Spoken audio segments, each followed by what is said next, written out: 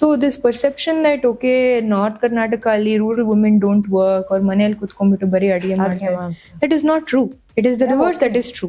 They ಅಡಿಗೆ ಅಂತ ಅವ್ರು ಮಾಡೇ ಮಾಡ್ತಾರೆ.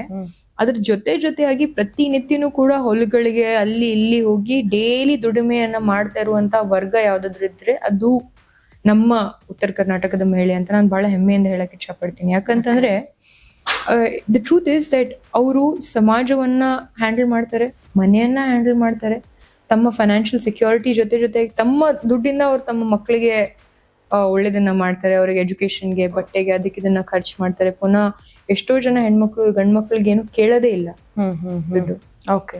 So I personally feel like ಅವ್ರಿಗೆ ಸಪೋರ್ಟ್ ಮಾಡಿರುವಂತ ಒಂದು ಸಿಸ್ಟಮ್ ನ ನಾವು ಕ್ರಿಯೇಟ್ ಮಾಡ್ಬೇಕು, ಎಲ್ಲಿ ಅವರ ಆರ್ಥಿಕ ಬೆಳವಣಿಗೆಗೆ. ನನ್ನ ವೈಯಕ್ತಿಕ ಅಭಿಪ್ರಾಯ ಏನು ಅಂತಂದ್ರೆ, ಯಾವುದೇ ಹೆಣ್ಮಗಳು ವರ್ಜಿನಿಯಾ ವುಲ್ಫ್ ಒಂದು ಪುಸ್ತಕವನ್ನು ಬರೆದಿದ್ದಾರೆ, ಅದರ ಹೆಸರು ರೂಮ್ ಆಫ್ ಒನ್ಸ್ ಓನ್ ಅಂತ.